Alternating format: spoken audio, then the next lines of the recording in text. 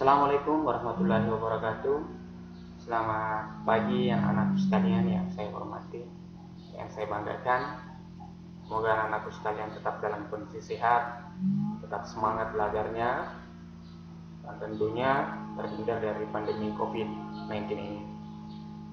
Baik anak-anakku sekalian, seperti biasa sebelum kita memulai pembelajaran, mari kita sama-sama berdoa agar proses pembelajaran kita hari ini dilancarkan dan dimudahkan dalam proses pembelajaran, sehingga materi-materi yang disampaikan dengan mudah Anda pahami, dengan mudah Anda cermati ya, sehingga serta bisa menambahkan pengetahuan anak-anakku sekalian. Mari berdoa sesuai kepercayaan masing-masing. Berdoa dimulai.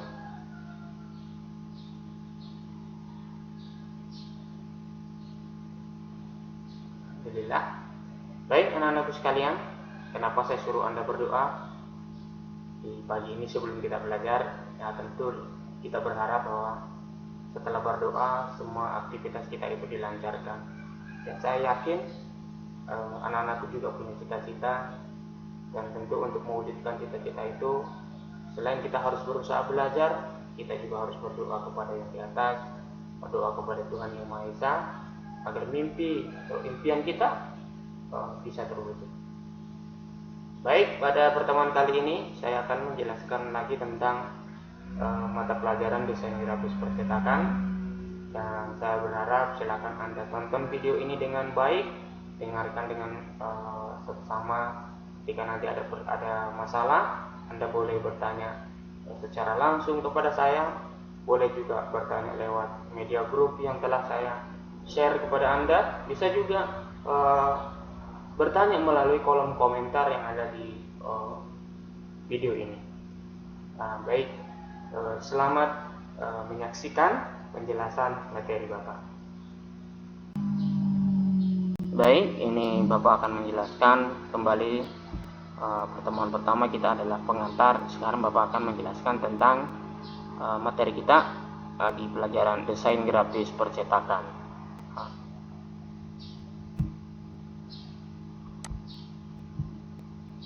Oke. Anak-anakku sekalian tentu sudah pernah mendengar kata desain grafis, ya, sering mendengar kata desain grafis. Tapi tahukah Anda apa itu desain grafis? Jadi desain grafis itu merupakan suatu media komunikasi secara visual dengan menggunakan gambar sebagai pengantar pesan untuk memberikan cara yang efisien. Secara visual artinya yang dapat dilihat, ya. Jadi desain grafis merupakan suatu media komunikasi secara visual. Visual itu artinya yang dapat dilihat dengan menggunakan gambar, ya, sebagai pengantar pesan untuk memberikan cara yang efisien. Artinya dengan menggunakan desain grafis kita bisa menyampaikan sebuah informasi melalui gambar. Jadi dengan gambar itu kita dapat menyampaikan informasi dengan jelas, sehingga tidak perlu ribet. Karena kita bisa dengan gambar itu seseorang bisa mudah mengetahui terkait tentang informasi apa yang ingin disampaikan, sehingga melalui gambar itu kita bisa melihat. Makanya di sini dijelaskan bahwa desain grafis merupakan suatu media. Media itu artinya alat, ya, suatu alat komunikasi secara visual. Artinya dengan gambar itu, dengan desain grafis itu kita bisa menyampaikan sebuah informasi, ya, secara yang dapat dilihat dengan bantuan atau dengan menggunakan gambar.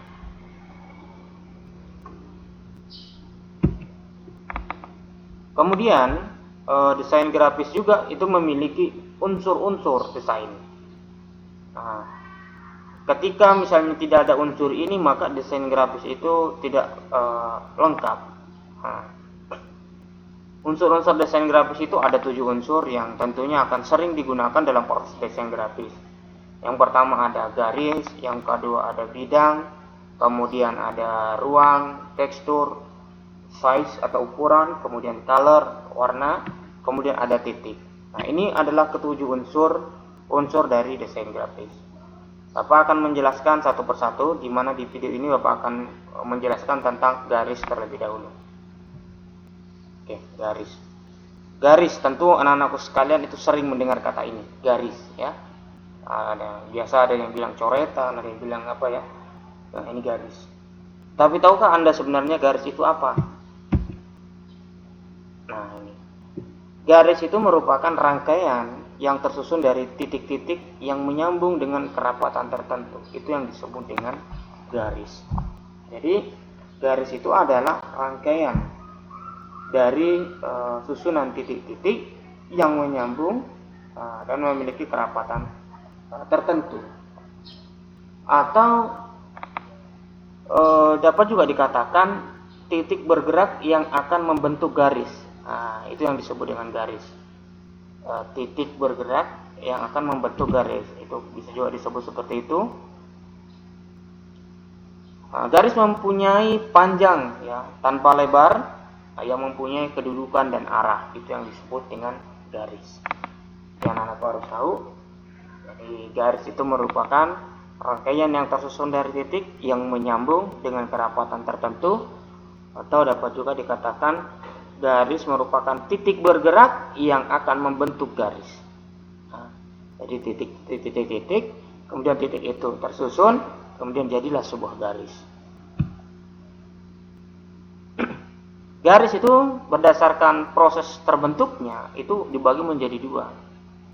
Ada garis alami dan ada garis buatan. Apa itu garis alami?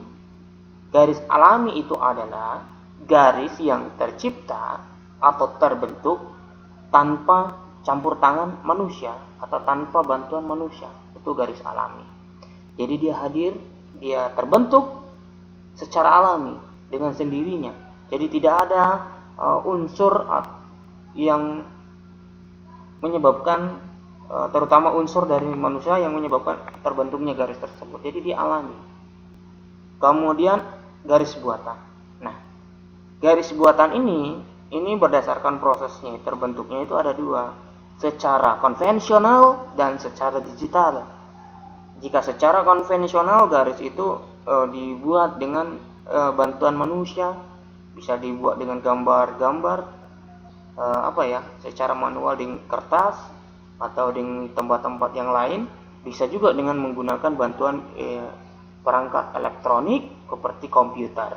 Nah, itu ini ada berdasarkan. Jadi garis berdasarkan proses terbentuknya ada dua, yaitu garis alami dan garis buatan. Garis itu memiliki kesan ya anakku sekalian. Nah, garis itu memiliki kesan. Misalnya saja garis horizontal. Nah, garis horizontal atau garis lurus itu memberikan sebuah kesan sugesti seperti kesenangan atau sesuatu yang sedang bergerak. Kemudian ada garis tegak lurus atau garis vertikal.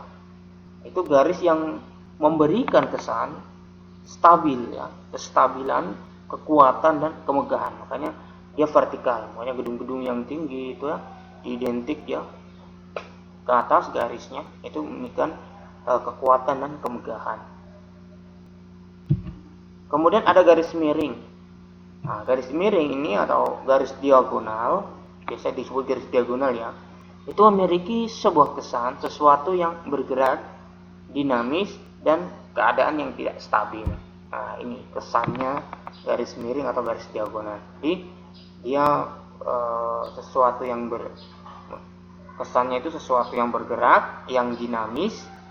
Nah, dinamis itu artinya berubah-ubah, kemudian atau keadaan yang tidak stabil. Itu yang disebut